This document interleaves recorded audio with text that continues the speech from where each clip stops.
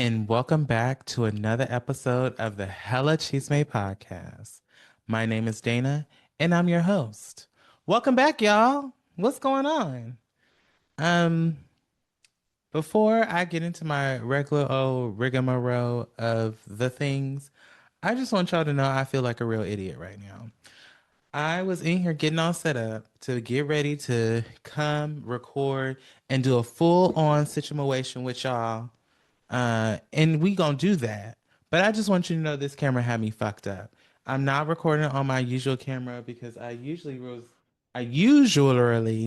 was recording on this. Okay, wait. Before I show it, don't make fun. I was like, I want to buy me a camera, just start getting the feel of things. And y'all remember that TikTok camera, the one the content creators were using, and it was like $9, $90, $10 on the TikTok. Yeah, I had bought me one a while back. I bought this a while back, and I was all excited about it, and that's the one I had been using for a little bit.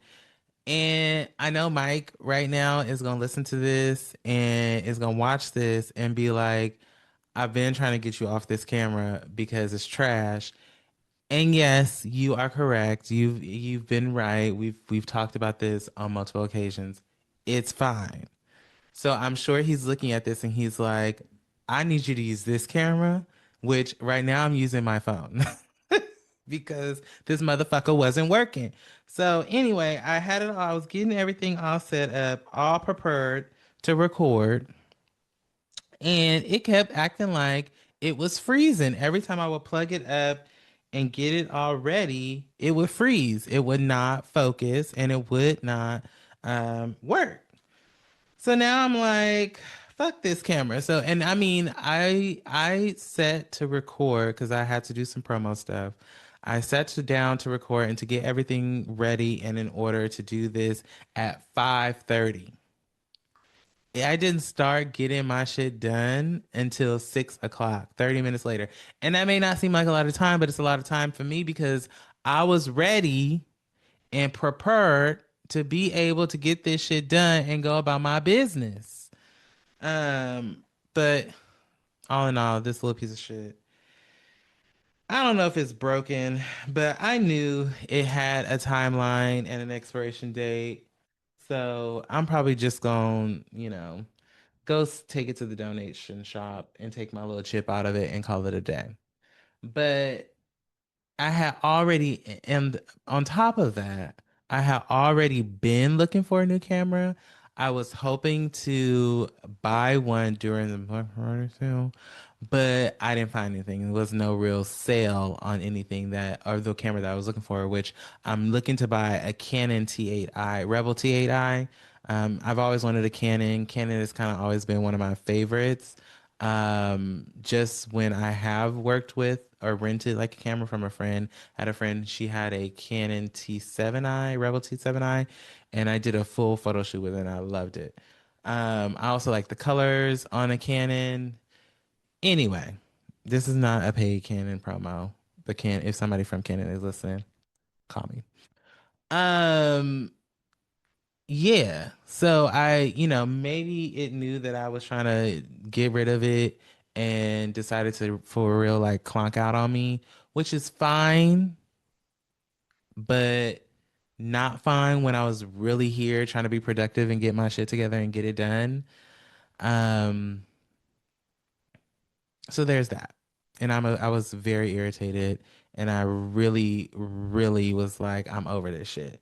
On top of that, one of the other things I had purchased, I don't remember if I talked about it on this show, but I had purchased this KF Concept um, filter lens. It's like a 300 and some dollar lens. I bought it a while back and I thought that would help with the picture. And I love this lens and I still want to use it. I don't even know like if they have them for phones. Like, can you tell? Like, can you see what I just like the filter. If you're watching, you can see, but if you're not watching, it's anyway. So I still want to be able to use this. So anyway, just because I like how it does with the colors, and I like how it does with the picture. I'm obsessed. But what I also will say, shout out to Apple because the camera on this iPhone 16 Pro Max is very delightful. I'm very impressed. It looks very good. It looks very clear. Zoom has a nice autofocus. So like if you're watching, you see the camera is doing some things. It's moving around, girl. It's, it's giving. It's giving. And it's like, let's see if it do it. Let's see. Let's see. Will it do it? Will it move? No, it's not moving. It's not moving. It's okay. It's okay. It's okay. It's okay. All right.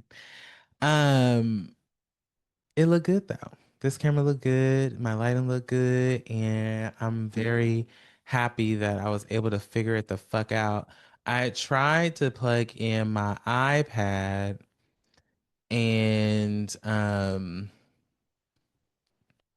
try to use that like I've done in the past. If you are longtime listeners, then you know I used to record the show on my iPad, and that's what I used for a camera for a good amount of the first year of when I recorded this show. So, um, I tried, but that didn't go so well, which is fine.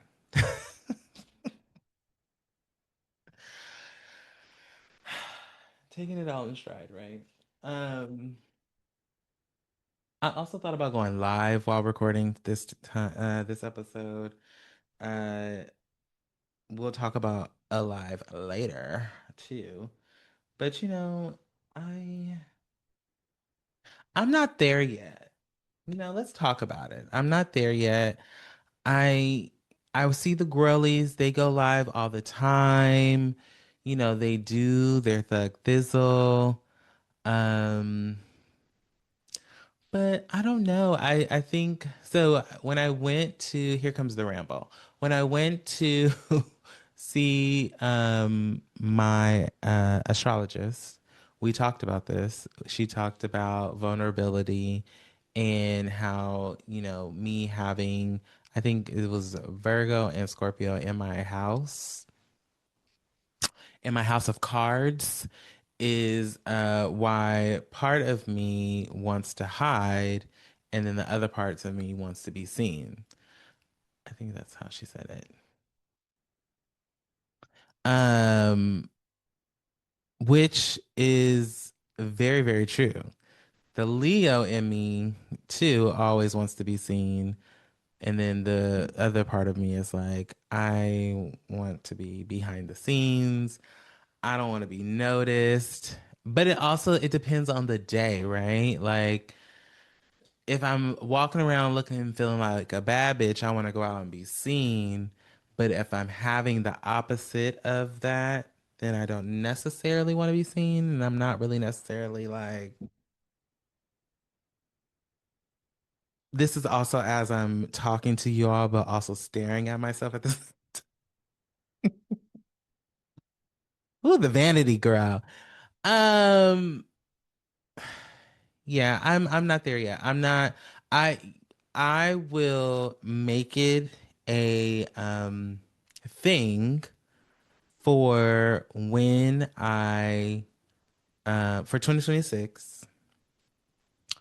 I will try and challenge myself to see if I can do one live every time I'm recording episode at least a month.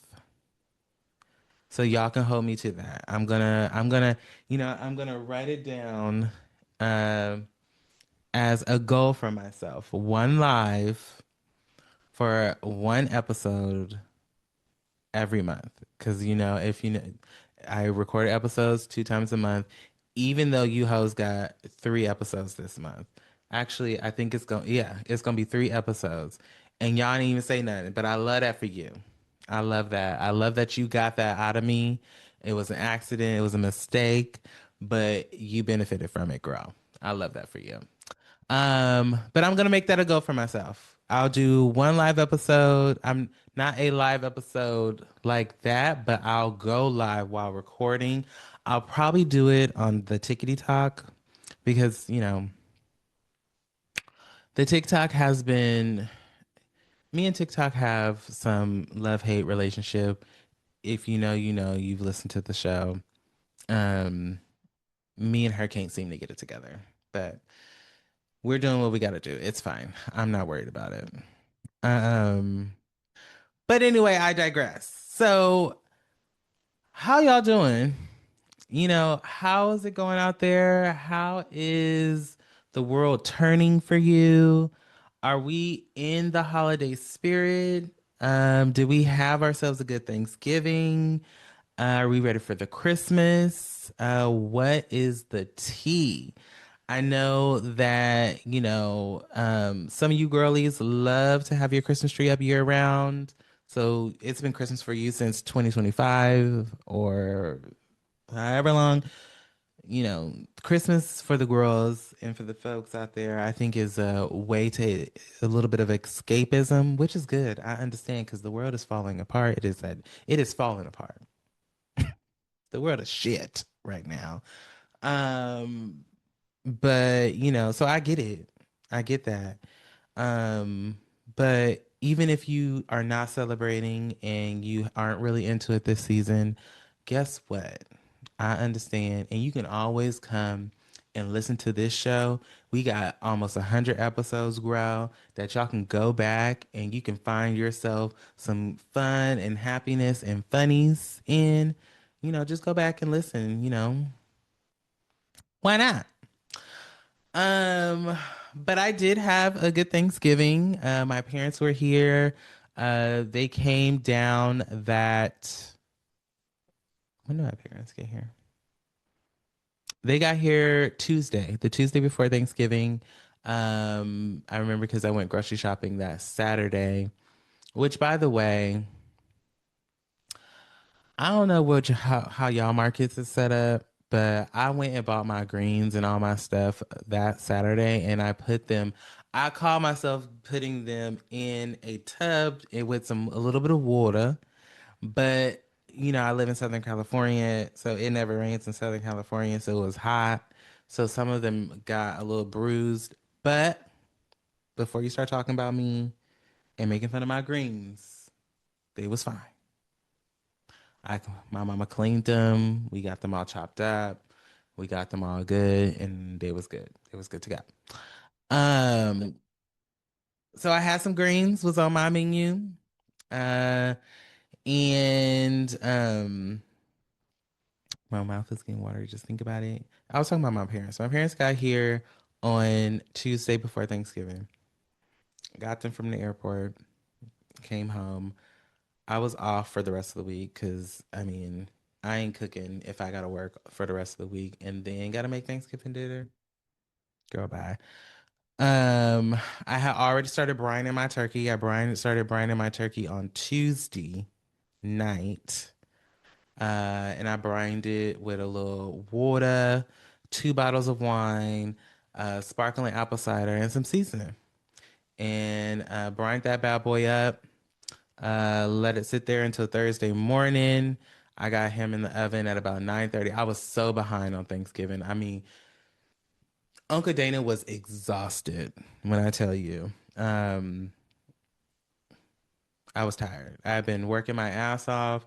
I had been slammed to all kind of work and projects and all kind of bullshit. So I was tired. I was ready to go to sleep. And I got up on Thanksgiving morning. I think I got up at 7:15. The first thing I put in the oven was the dressing, and then I got my turkey together. No, then I got my greens together. Then I got my turkey together, and then I finally went into the oven. Um, and then I baked a bunch of pies. I made some apple pie. I made a pecan pie. I made 4 sweet potato pies. Um, yeah, we was up in here. Let it cook. I was up in here whipping it up. It was good. We had a good time though. I'm very thankful that, I'm in a place where my parents can come down and stay at my house. We can hang out, have a yang dang doodle, and do some things. I'm very, very, very thankful for all my friends and family that came, and all of the things that we were able to do. My husband bought us some matching Christmas outfits where we were able to dress in our little Christmas. Oh, I should know. Maybe I'll wear them the day of the live. I might do that. Which again we'll talk about. Um, he bought us these matching Christmas overalls, and we wore them when they went to go buy some shoes over the weekend, and while we were decorating for Christmas on Friday and Saturday. So it was cute. It was like, our own little Hallmark holiday Christmas family situation. And then I dropped the asses off on Monday to go back home so I can be here with my husband and we can enjoy the rest of our Thanksgiving weekend together. So that was my Thanksgiving, and I'm very looking forward to the holidays or the rest of the holidays. I'm looking forward to Christmas. And definitely always looking forward to New Year's and New Year's Eve. New Year's Eve and New Year's Day are kind of between Christmas and that are my favorite because it just means newness, rebirth, a new year, fresh start, I would hope. So I'm looking forward to that. And I'm also looking forward to just, hanging out with the girls and having some drinks for New Year's Eve and on Christmas having some brunch. Um, and making a little small pot of gumbo. So it's gonna be a good time. Um, so if you're watching this, are you noticing anything? Are you getting into anything? How's this background? How's this setup? This is not a filter. I love to filter, and I love to um virtual background. I love to use a virtual background, and I love to try and fool y'all to think I was somewhere else. But I finally started working on the my office slash content space slash also where my closet is. So it's coming together, y'all. I don't know if you're watching, then you can clearly see. Um,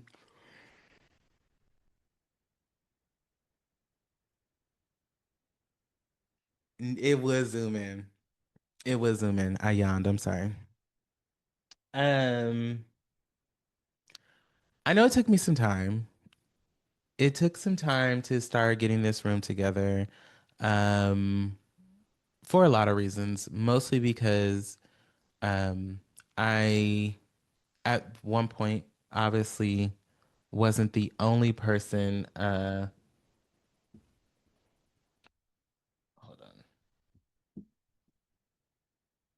Obviously wasn't the only person that was on the show and doing this show. So I was trying at the goal we were operating in trying to make sure we both were incorporated in what we're going to do with the plans for this room. Even though it is my house, but it's not right. We're both on the show if we both have to make the decision. And we couldn't come to a decision. And then once things changed, I still couldn't come to a decision. And then I finally one night was drinking some wine and started scrolling through Amazon and was like, okay. Because at first I wanted to paint the room. And then I was like, I don't necessarily want to paint. I would love some cool wallpaper.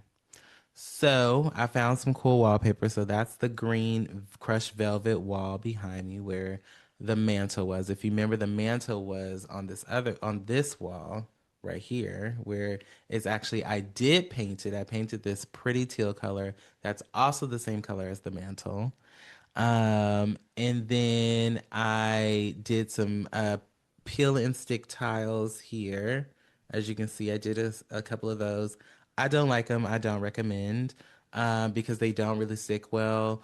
I've had to, but also the package does say if the surface isn't flat, then they're not gonna stick that well. I had to patch up some holes in the wall So, it got a little murky, but they're fine now. They're sticking they're sticking pretty well now. Um, and it's good. I also got me a new little bookshelf back there. You can see my coffee table books, my Tom Ford. You can see my diploma up there. There's some all my designer books are there. Everything, like, the goal was to create like an artsy content space, different from what I see on all the other girls and what they do. And I wanted it to be my own. So I still have a lot to do. I have some artwork. I have the picture of Paris right there. I need to tile my mantle. I have tile that I need to do, so I'm gonna do that. And I'm gonna put a bunch of artwork up. Have been, seeing some art. I probably will have some artists on the show that of the art that I put on the wall. Um, yeah, so I'm excited. I like the way it's going. It's giving new setup, new vibes, new energy. It's giving. I'm really, really, really excited about it. And I can't wait to finish it. Um, as we talk about, the room and the changes, I also have been reflecting on when I came back to do the show back in July, when I came back from Fiji, or actually that wasn't July. I recorded in July and released it in August. When I came back from Fiji, I've been reflecting on that, just where I was mentally, what headspace I was in.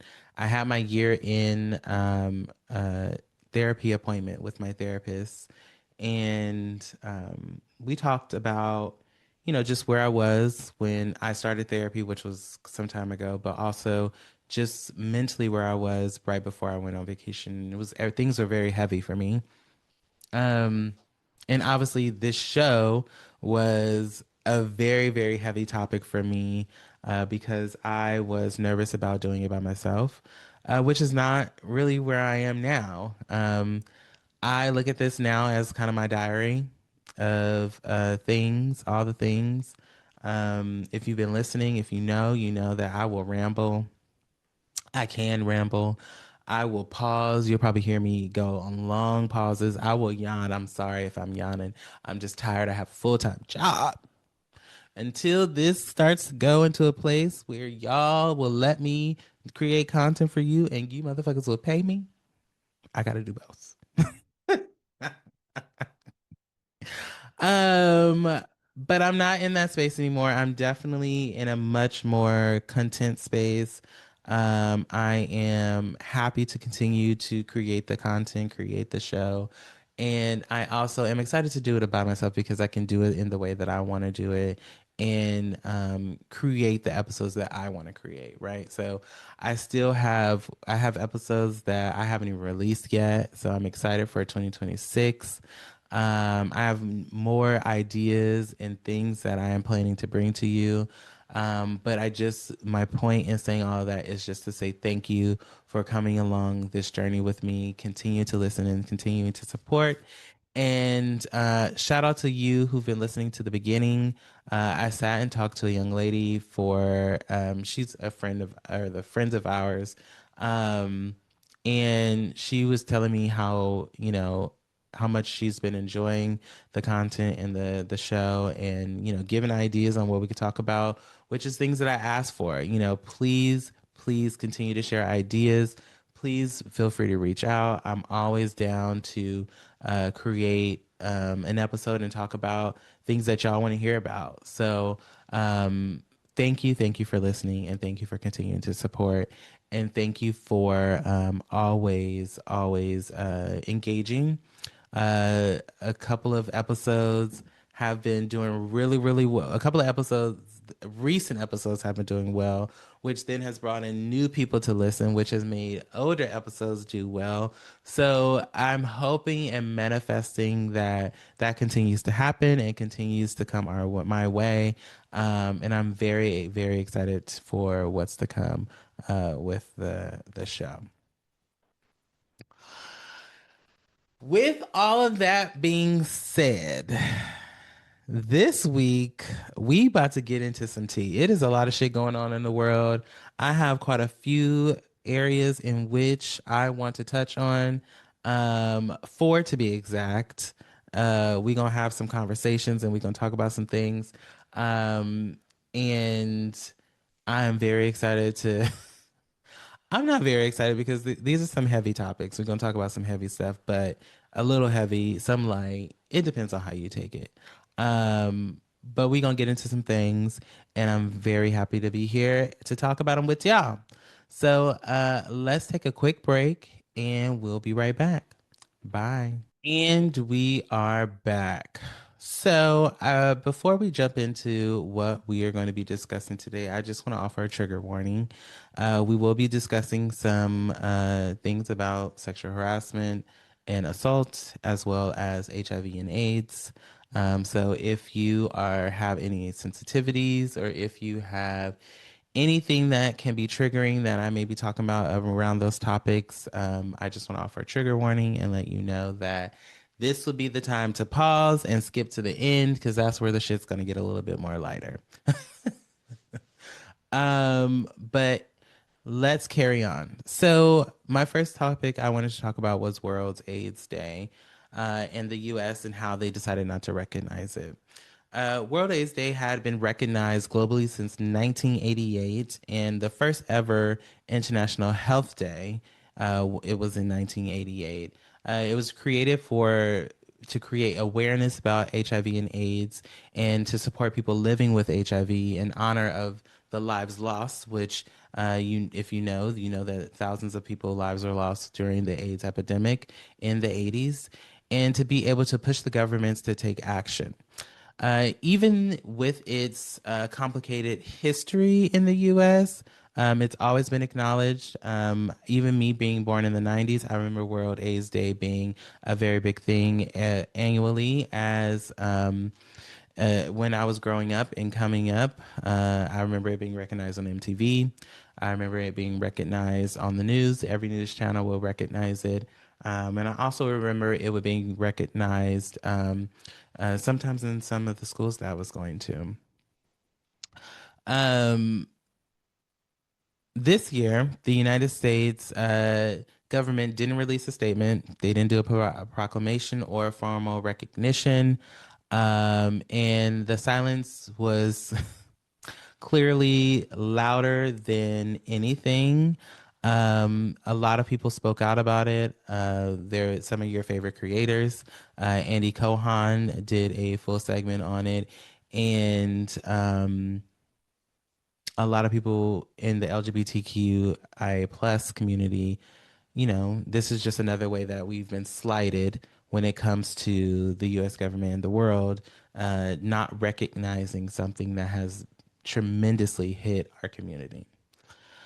So I just wanted to talk a little bit about that. And, you know, the thing that irks me the most is that when it comes to the things that matter and things that have taken people out of this world or taken people away from their families, the U.S. picks and chooses what they want to show and what they don't want to show and what they want to talk about and what they don't want to talk about, which is nothing new, right? But not acknowledging something that has had such a huge impact on people's lives is crazy to me. We are out here showing ICE scrapping up people every single day. We have it all plastered on the internet. We have it plastered all over social media, but we can't talk about how the history of a community that was tragically that has been tragically that has that this has tragically affected. And here's why it matters. Black Americans make up 13% of the population, but also 40% of new HIV diagnosis. Latino communities experience HIV at more than twice the rate of white Americans, And young black gay men remain one of the most vulnerable groups in the country, especially when we're talking about our young black men who are in religious families who wouldn't accept them if they were gay. So, you know, they get HIV. They don't feel, not only can they not feel comfortable to come out to their family, they also now have this what people feels like is a death sentence, and they can't talk about it with anybody. So now they have no more connection and no more community. Um, when we pull back the visibility and we don't talk about and we don't acknowledge, the stigma continues to grow. Funding for prevention continues to lessen, and public awareness continues to drop, right? We already know that over the years, the research that has been done about HIV and AIDS has been very important.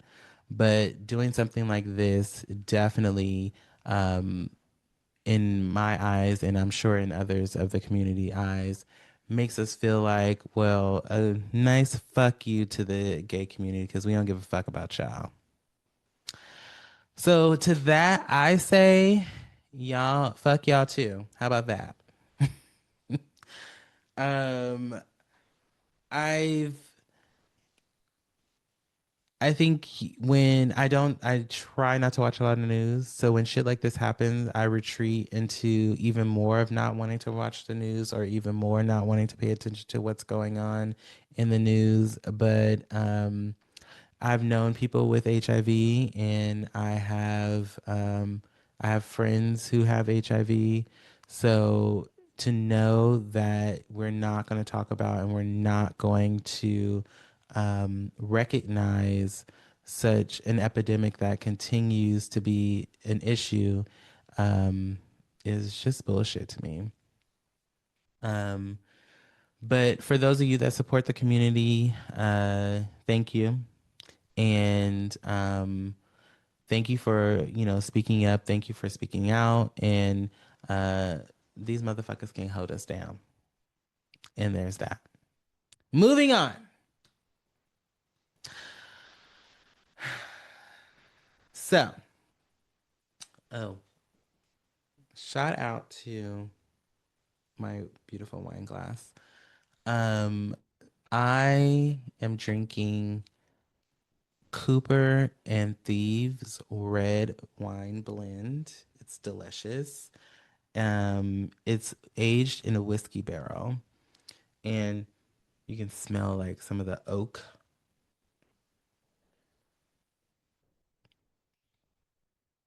Mm, it's so good. That's the red blend. I like the Pinot Noir too, but that red blend gets you together. Like one glass of those, and you might see me, you know. Anyway, um, so Netflix has a new documentary out called The Reckoning of Sean Combs, and I've watched all 4 episodes.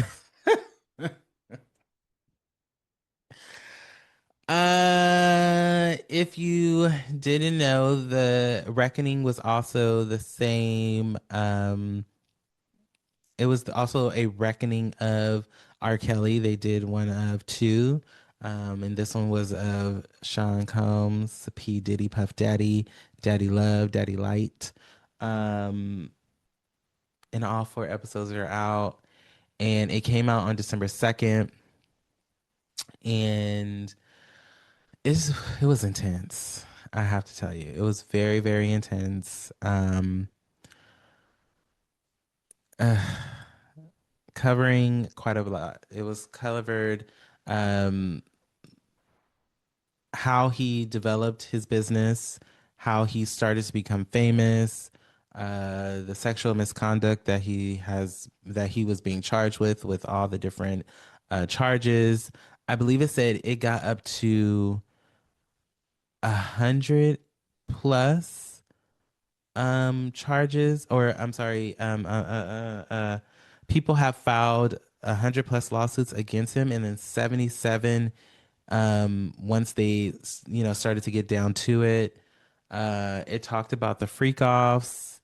the industry like silencing, you know, because we all know that man paid a lot of people off. And then it also talked about, you know, the other racketeering and legal trouble with the business of Bad Boy Entertainment. Um, it was crazy. I think the way they set up the documentary really told a story of how Diddy got his claim to fame, where he started, and then where he is now.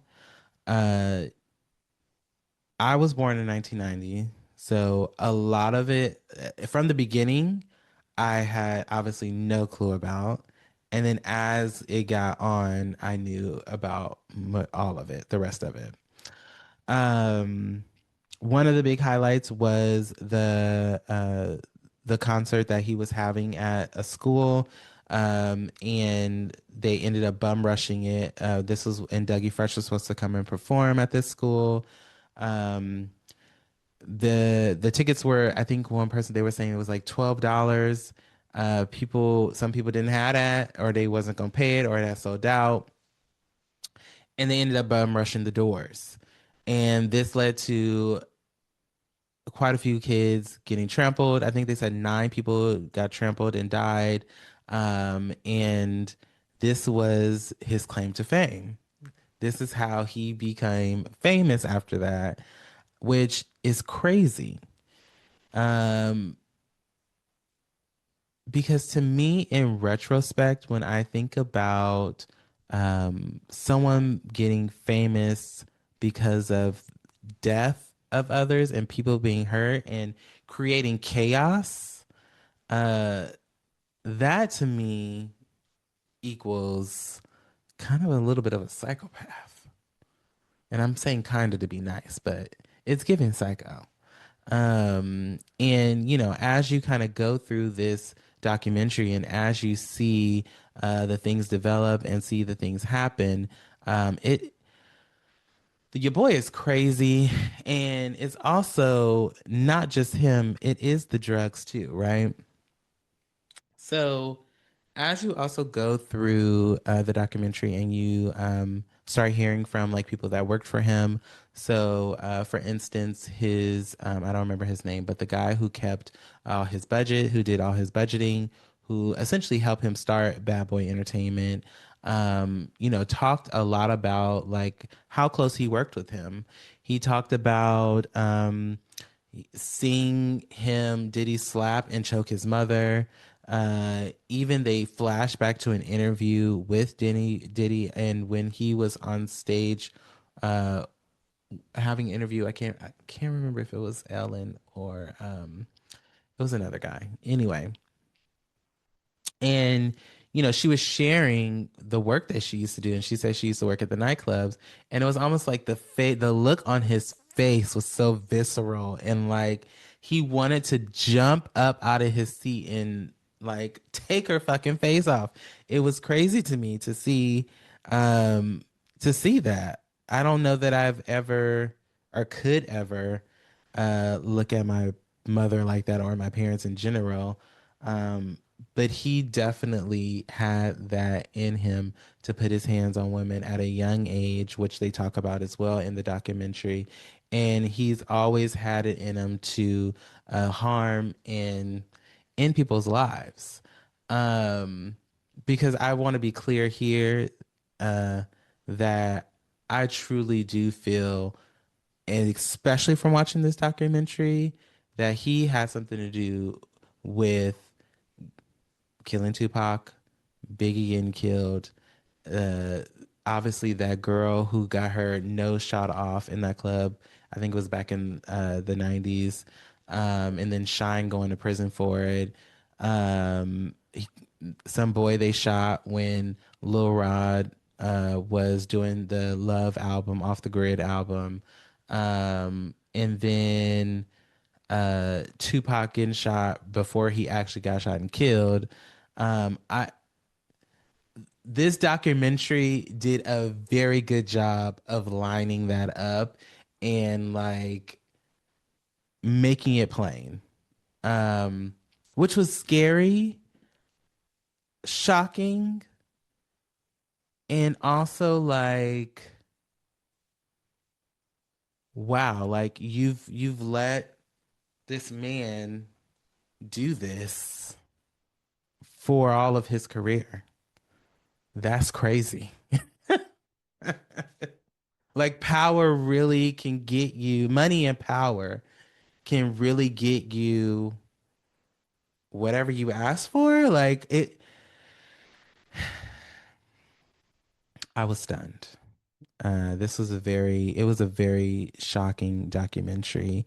Um, you also know that the documentary is executively produced by 50 Cent, who has been known to not can't stand Diddy. And one of an article that he was in, he said, which was quoted, "If I didn't say anything, then it would be felt that we condone this behavior, and I felt like I needed to put it out there because I don't condone this behavior." I would believe what he's saying. I do. But I wouldn't felt like I didn't necessarily believe if what he was saying if I didn't know for a fact that he hates Diddy. He can't stand that man.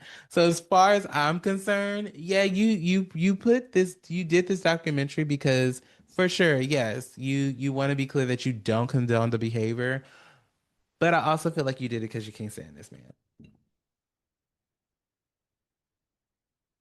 So now not only can you not stand this man, you also want to make sure that the world knows that how much of a monster he is and how much of a piece of shit he is, because he is that too. Um, they also covered a lot of I was shocked by this that they even had the prostitute, the guy who, the sex worker that Cassie and Diddy would have these freak off sessions with, um, on which we find out they have them March 9th annually, which is also allegedly the day that Biggie was shot and killed and died, which to me is a hell of a way to celebrate someone's death, right? Like, you can't just go take some flowers to the grave. We can't, pour some out for the homies. We can't send a card to maybe his mother, which I'm sure she doesn't want it because I think it's clear that she can't stand that nigga either. Um, I I'm I think there was other ways we could definitely celebrate our best friend that died, um, without calling a sex worker and having outrageous sex with him and my girlfriend. I don't know. It just doesn't make sense to me. And then on top of that, maybe he feels like he should celebrate because he didn't actually pay for Biggie's funeral either. Biggie paid for Biggie's funeral, which he sent him the invoice for. I don't know. It's not giving friend energy to me. I think that was one of the other things that started to come up that came up in this documentary, is that Diddy never and has never wanted anybody to be bigger than him, and always felt like if there was somebody in the picture that he didn't want in the picture, he had to take them out, which I think was an overarching theme for all the people that he had in his life, that he either did something really fucked up to, or that somehow ended up being dead around him. They also talked about how he never really had any talent. All the people around him had talent. He wasn't, you know, uh, the best of rappers, which I mean, he's still not a good rapper.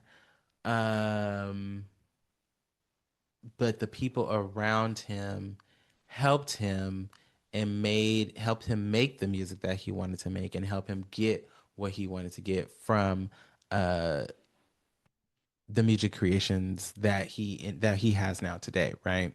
Because if you know Diddy and you know Bad Boy, you know all the songs Diddy was on, he was not on there by himself. It was always somebody else on there recording with him. Um, it also talked a lot about his assistant Capricorn, who talked about herself being kidnapped, um, and with a gun because she was hanging out with Cassie, had let Cassie go on Cassie and Kid Cudi had went on a hike. Cassie and Kid Cudi had something going on to where apparently they allegedly may or may not have had sex with each other. And then Diddy found out, took Cap, went to Kid Cudi's house, was about to kill him, and told her to tell Cassie if she don't bring him Kid Cudi, she ain't going, Cap ain't going back home. And Cassie like, he with me. He's my man. Um, and she was, torn up about it. Like she was crying, and a lot of people don't believe it. I very much so got the sense that the jury didn't believe what she was saying, which is a whole other thing that we'll get to with the jury. Um, I also got the sense that I don't understand what they don't what they I couldn't grasp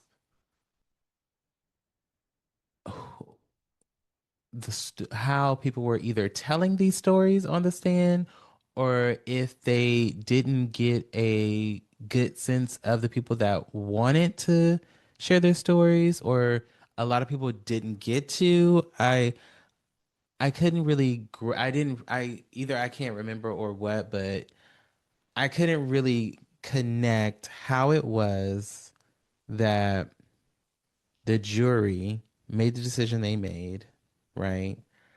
After hearing from Cassie, after hearing from his assistant, and then I'm assuming then, as I'm working this out of my brain, that a lot of the people that did interviews didn't end up talking on the stand, or they did. I don't know. I also didn't really keep up with the case once it went to trial because, again,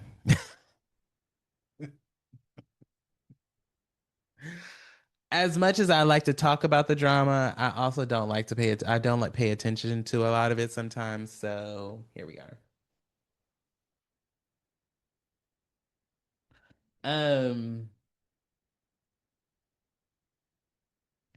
but yeah, it was a lot of themes. And they definitely talked about Cassie.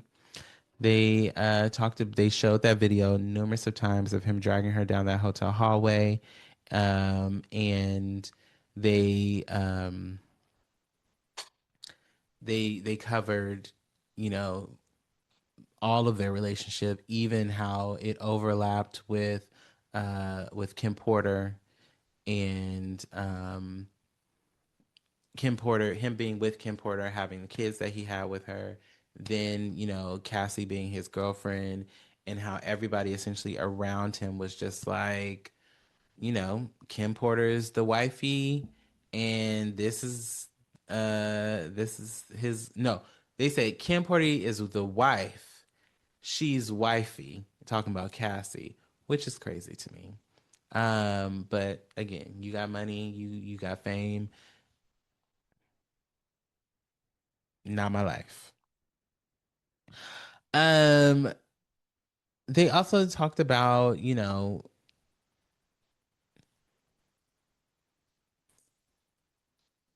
they talked about his drug usage and how he got to being using drugs. I love this close up. Um, because they did say, you know, at one point Diddy didn't drink. He definitely didn't do no drugs.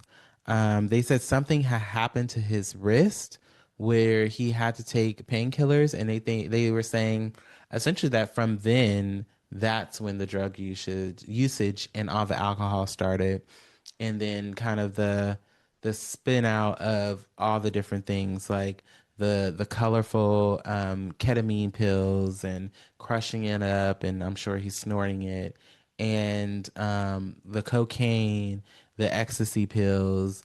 Even the sex worker said that the the reason that Cassie and Diddy would be able to have sex for 3 days straight was off ecstasy, and they coached him in how to take ecstasy. Even the ketamine and the baby oil, which is still sending me because I'm still trying to figure out what, my lord, are we gonna do with the ketamine and the drugs in the baby oil? Does it sink into your skin, or when you put it in one of your orifices, because it can go into your bloodstream, and then we high and we blowing things open, we blowing our holes open and things like that. And then the Astroglide. Is it me, or I just feel like Astroglide is not the top lubricant of the year or ever? I've never liked Astroglide, but that's also I don't like that water-based shit. Well, now I have to use it because I be having allergic reactions. But I digress. Um, the Astroglide sends me. And then I'm again confused. When we put the drugs in the baby oil, what is it gonna do to these people? I don't know. It's above me. But back to the jurors. I have it here. So in May 2025, Combs was acquitted of 2 charges and found guilty for 2 others. And it appears as though members of the jury, including 2 who spoke to Stapleton for the series, all still unsure. So the 2 juries it was a black woman and I would say a Pakistani guy who was on the jury. The guy didn't even know who Diddy was. Obviously, the black girl did. Um, and it says are still unsure of how they feel about the mogul and his actions, which I could get, right? It in them sitting there and talking on screen, it did give like I'm still kind of unsure the decision we made. And even the girl, the first thing she said when it said not when they had made a decision about not guilty, she was like, "Oh shit, like this is about to be an issue." But yeah, of course they went through it. Uh where does it say? In all unsure of how they feel about the mogul and its actions. And it says in quote, I know the jury didn't believe anything that former Combs employee Capricorn Clark argues. So this is what I was talking about earlier was when they were saying essentially they didn't believe that he had kidnapped her. She said she was very emotional when she was telling the story, and she was very clear and very descriptive about everything that happened, but they for some reason didn't believe her. It's hard to believe, is what they said. And one of the jurors corroborates. Another juror alleges that a lot of members of the jury took a liking to Combs, which, not surprised. They were starstruck, not surprised. One of the jurors adds that because many of these events took place so long ago, the jury started to doubt key witnesses. They did mention that in the documentary. So witnesses like Clark and Cassie were they were like this took place so long ago that they started to question how true the information was and the story was that they were telling.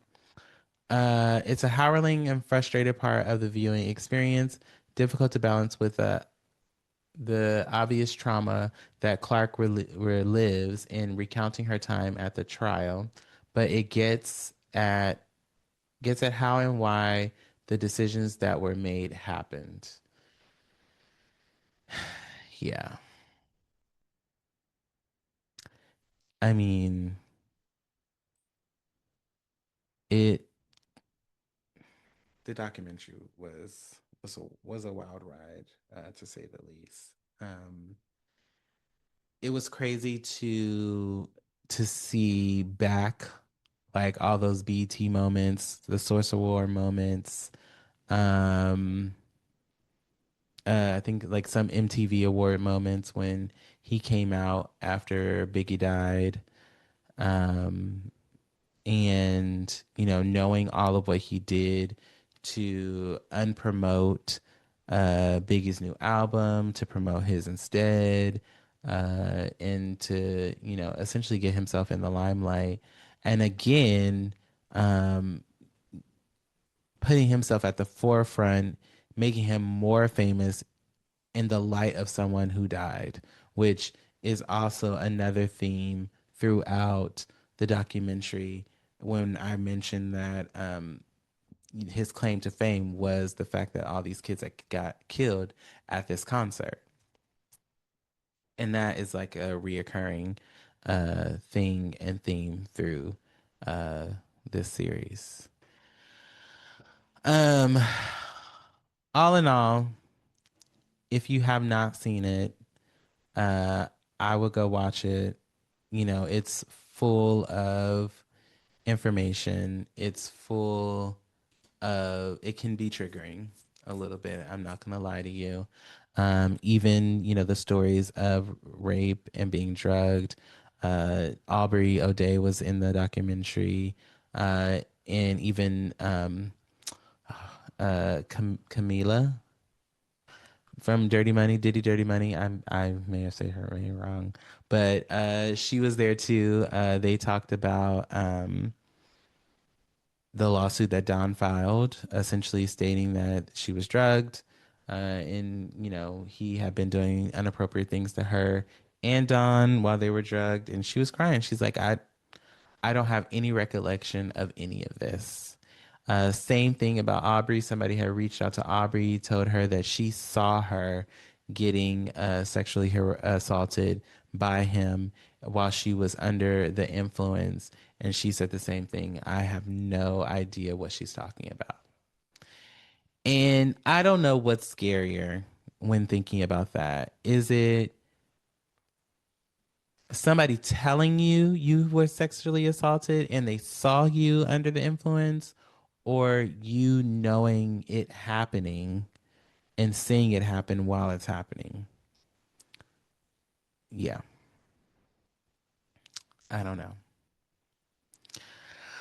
But on that note, we're going to take a small break and then we will be right back.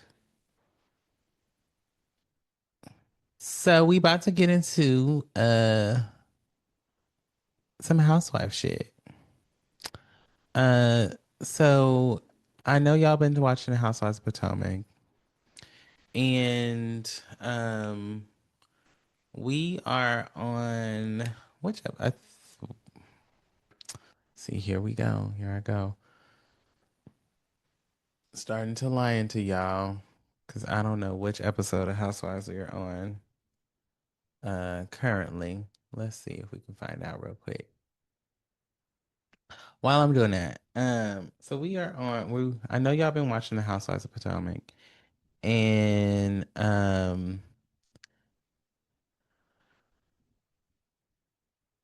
I I love Housewives of Potomac. I do. I just, what starts to grind my grits with them is hold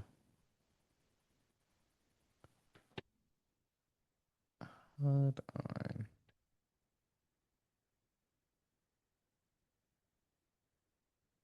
What's Potomac? I'm pretty sure it's 10 episodes out right now. It don't fucking matter. Anyway, um I know y'all been watching The Housewives of Potomac, and we are finally at the part where Monique, this whole Stacey, Monique, and Chris Samuels thing has come up. It started back where they were at Pride, and Ashley, oh Ashley, she want to be a dude so bad. Ashley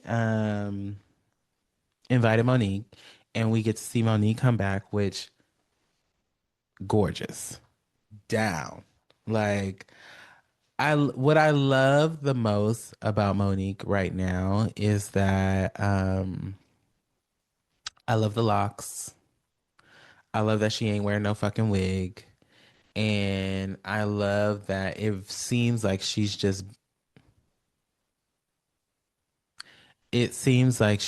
being herself. And it is very refreshing to see her, which is something that Giselle talks about, hearing her talk about her marriage and seeing her outside of her marriage and talking about just the experiences that she had and being very honest and straightforward and truthful about it. I feel like is probably what's refreshing to Giselle and especially and Wendy and Ashley since they were there when she was on the season was on the show before. Um, so you know it shows, and she's not drinking, so she's completely sober. I on the show. I don't know if she's drinking outside of the show. That's not my business. I don't know if she's still smoking her cigars that she liked to smoke because you know the girl used to love to smoke on a cigar. But she's back and she looks great. I know she smelled good. She be putting on almond oils and her essential oils, and I love it. I'm here for all of it. But we've gotten to that part of the show where Monique is here, and we've also saw this character Cookie come up in the show a couple of times who Cookie was in or is friends with Karen while Karen has been friends with Karen, and since Karen at the time of recording is in jail, Cookie has been coming around and has seeming to be close friends with Giselle and you know parts of the other group, which is fine. Live your life. Um, so this whole Chris Samuels thing with Stacey, they're alleging that Stacey went on a date and has been dating Chris Samuels, and they was asking her while they were on the trip, if she's had sex with him, and all the things.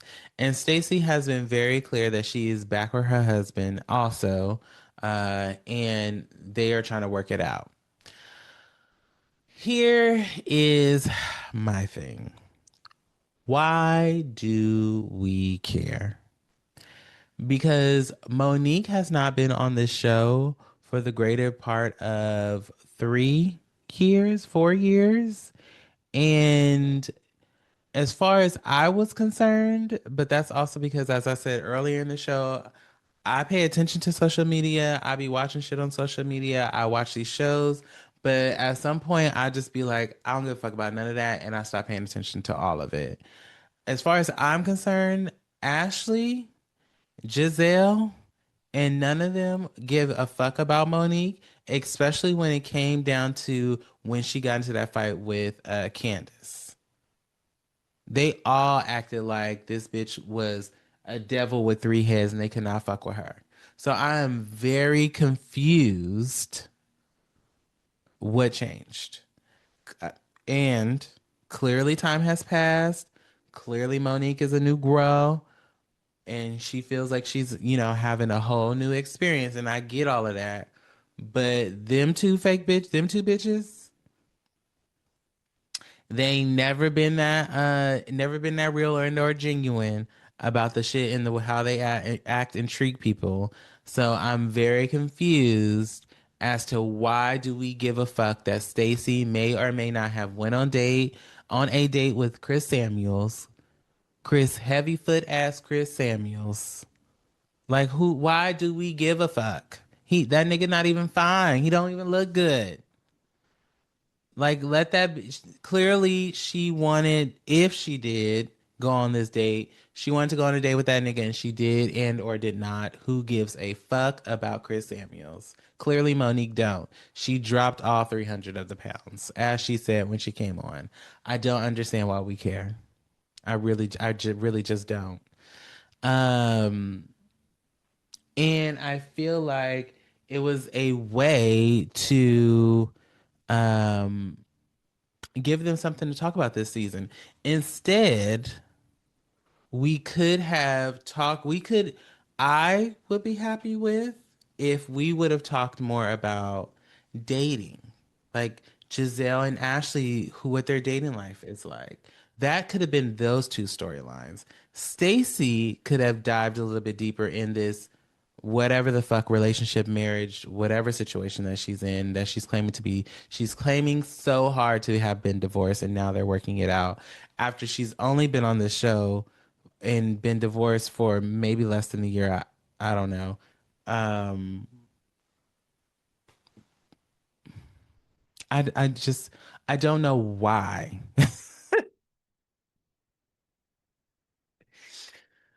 I don't know why. It's, you start to lose me. You start to lose me when you're making up reasons or you're making up shit to create a storyline. Like that is really why matter of fact, if my little brother is listening to this and or watching this, this is why I stop watching Housewives at some point. This is why I don't watch some of them bitches that come out with on these Housewife shows is because we're creating storylines instead of just living your real life for reality TV. And I understand some of it is scripted. I understand some of it is made up. I understand it's produced. I get all of that. But some shit you just can't make up all the fucking time. Like it's just unnecessary. And then you have to be made up to be the liar. Then you have to be made up to be the person who creates stories. Then you have to like it's just it's too much. Like why are we doing this? And then we have the Kay and Stacy beef, which I also don't really understand. Because Kay feels like Stacy is a liar. She feels like she's lying about everything. She feels like she's fake. And I'm like, the bitch used to work for QVC. They all sound fake.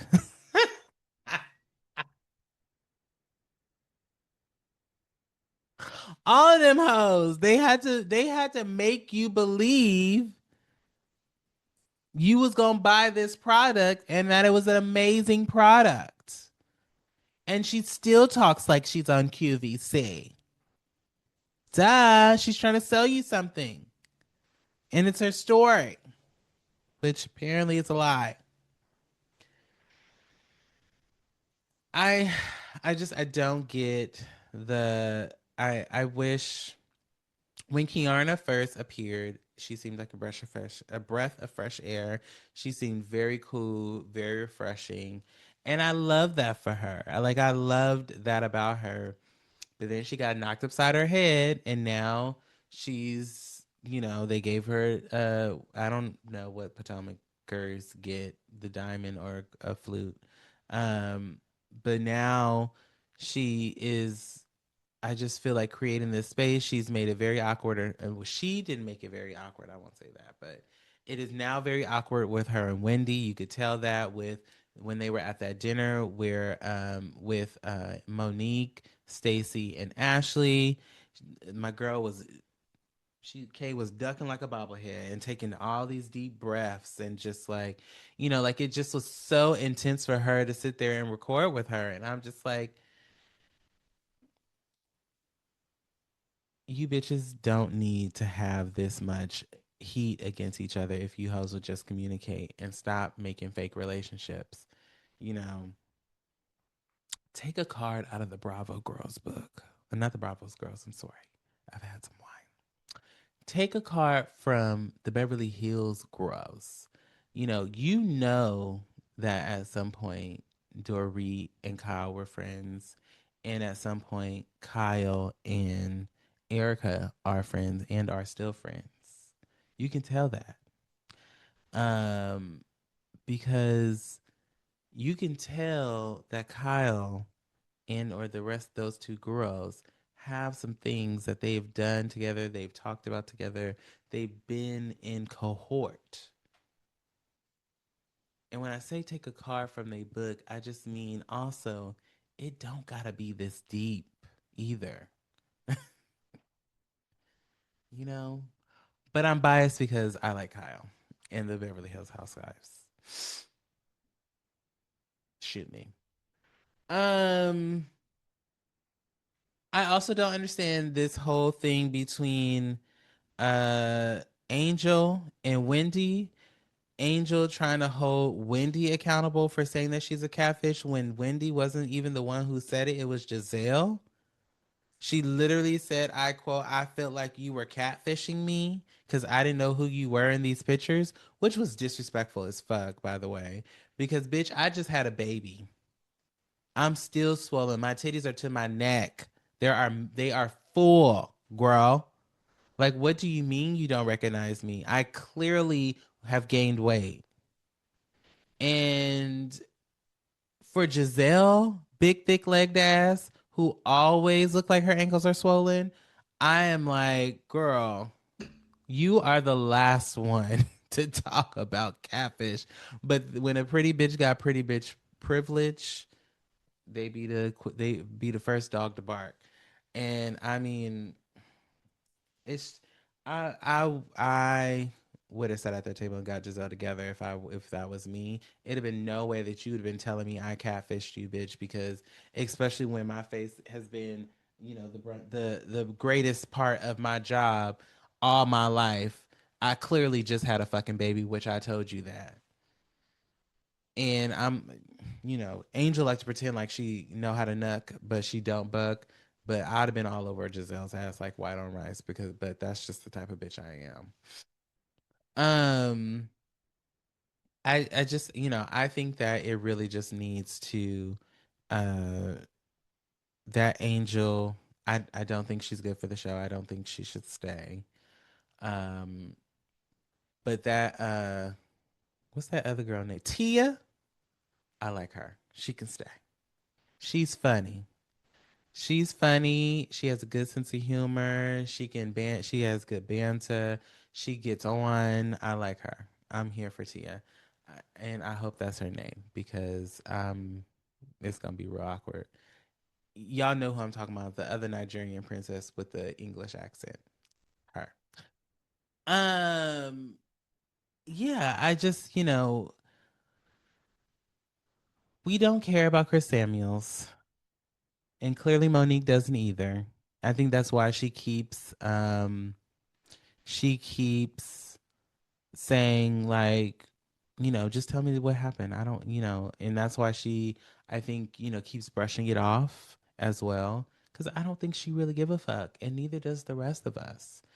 Um, I hope Wendy and Kiarna somehow patch up this whole situation. I have been enjoying the Giselle and Wendy back and forth. That's kind of funny because I feel like Wendy and Giselle banter now and how they deal with each other is how Giselle and Karen banters and deal with one another. So I think that's pretty cool. I don't need them to be friends. I don't need them to be buddy buddy like that. I'm good with how they are if they keep that up, and I think it'll be fun and funny for as long as the franchises last. I think that's good. From one housewife land to another, let's move on down to Housewives of Atlanta, where we have Candy Burris has announced her divorce with Todd Boris. Um, it's funny because I was listening to the read and he was like, "What's?" Kid Fury was like, "What's Todd's last name?" But it is Boris. Um, so can't. Oh, it's Tucker. Candy has released the news that her and Todd are getting a divorce. They dropped an official statement, and Candy said it was her who moved forward with the divorce. They had been working towards it for some time, and they had been living separate for some time, and it had been on the horizon. And they finally released a statement. They didn't do y'all's ISO press release statements on Instagram or Apple press release statements like y'all you like to do. Um, but she did make a statement, which she did post something on Instagram as of recently, actually, and stated just that had been going through it, which, you know, not surprised, not and not faulting for her for it either. Candy is rich. She has a lot of businesses. She likes to go get her money and she is doing her thing. I think that, do I think this has been on the horizon? I can't say that because I don't know. I'm not in their marriage every day. I only see what I see on TV. And but I do feel like they did struggle or were struggling, um, because they both owned businesses. They both had dreams. You know, there was always speculation that Candy was fronting a lot of some of the dreams and things that Todd wanted to do and what he was doing. And coupled with all the shit that would happen with Mama Joyce and how she would talk about that man like a dog and treat him like he was shit off the street. um it just it's a lot to deal with, and have dealt with it for 11 years between the both of them. They have beautiful children.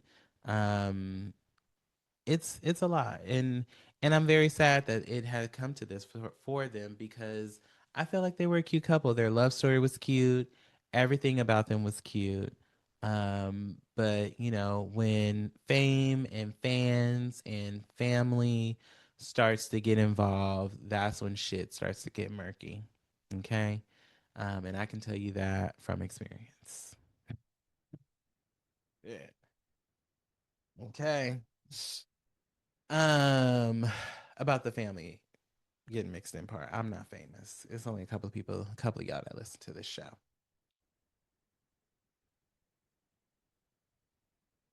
Um, but here's the thing about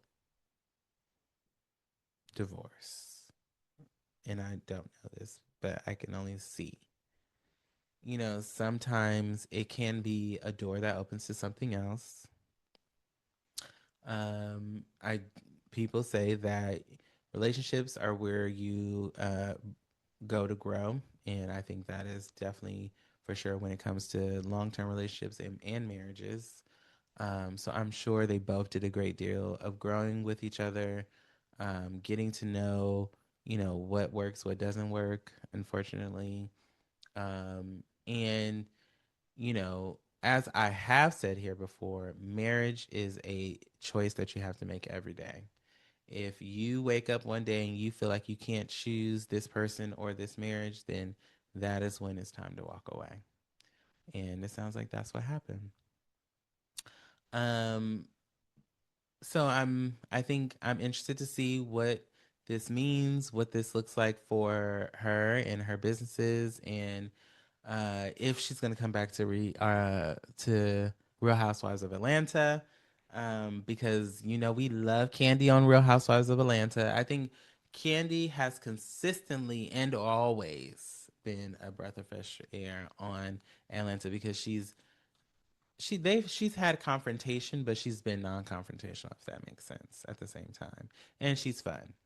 And she's the easy housewife to work with. And she is very open and honest. And I think it also helps that she doesn't really drink. So I think that if she came back, I think they would definitely get some of them numbers back from Housewives of Atlanta. Because right now, I don't know what it's gonna look like this next season, especially with K Michelle, Drew Sidora, and I'm just I watched K Michelle on Love and Hip Hop when she was on it.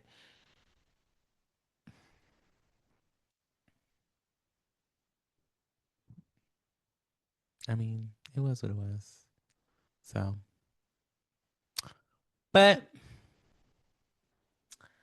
um, I'm interested to see where it goes, see what happens with Candy. I truly enjoy, having her and seeing her on TV. I love and she's a very successful woman, so I'm sure she will be fine. Sad for Todd, but I don't foresee them not being in each other's lives. They have kids together, so I'm sure that will be fine as well. But anyway, we are going to take our final break, and I'll be back to wrap up the show. Bye. And we are back. So we are going to wrap up the show with two cards that I pulled, of course. I pulled one, what's the gossip card? See if it will focus. Can you see it? Yes, one was the gossip card, and it is the photoshopped card. And then I also pulled an oracle card, and it is the journey card. Two very different cards, but the information that comes up about them both actually is pretty interesting. So the Photoshop card, it talks about fake perception, fake perfection, and then like artificial beauty. It calls out polished, filtered, curated version of life. The parts you've been trying to touch up, hide, or control, and present as perfect. It signals feeling pressure to look perfect or have it all together, playing a role for others' comfort. So, putting on for people, minimizing your truth so it looks more palatable for folks. So, if you are trying to, put makeup on it, clean it all up for other people, that's something to think about.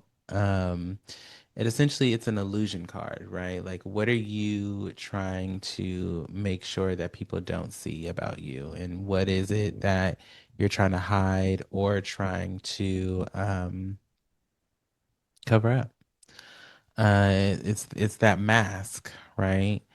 But it's not trying to put a shame on you for doing that. It's revealing that something in your life has been airbrushed to the point of suffocation. So it's actually a card, showing that you're tired of actually hiding it. You are actually at a place to where, you're probably trying to figure out what it is that you can do to kind of come out, so to speak. The journey card is kind of the wonder with divine courage, where you wonder with divine courage and ignite your passion. So this card is about being raw, being messy, and making real movements.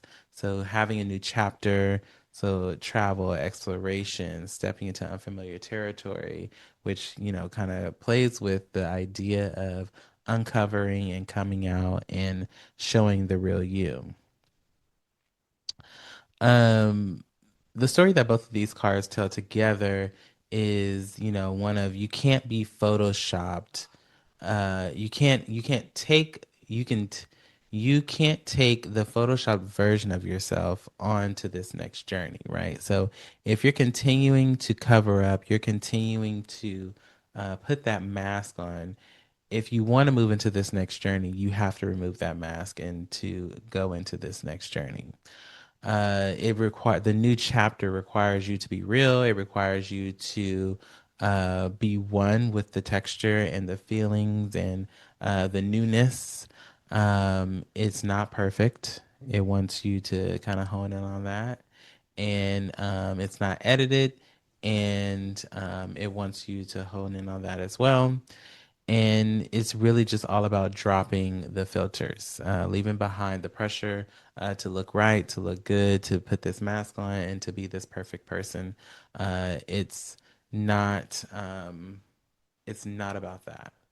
And it's saying that your soul is craving an adventure that cannot be staged and it cannot be masked. So it's something to think about. You know, if you are looking to step into something that's more creative, more emotional, you're looking for that new chapter, you're looking to be more vulnerable, as I talked about vulnerability at the top of this episode. These two cards very much so are saying that it's time to step into that journey. And in order to do that, you have to take the mask off at the end of the day.